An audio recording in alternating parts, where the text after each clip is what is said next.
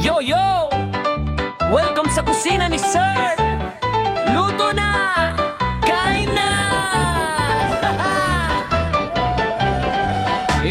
Maagang gumigising, may hawak na sandok. Teacher sa umaga, chef pag alas 12. Minsan may lesson, minsan may recipe, pero parehong panalo, siguradong tasty. May fried rice, may adobo, pag nagluto si Sir, ubos agad plato. Kahit simpleng ulam, nagiging espesyal sa kusina ni Sir. Lahat happy talaga!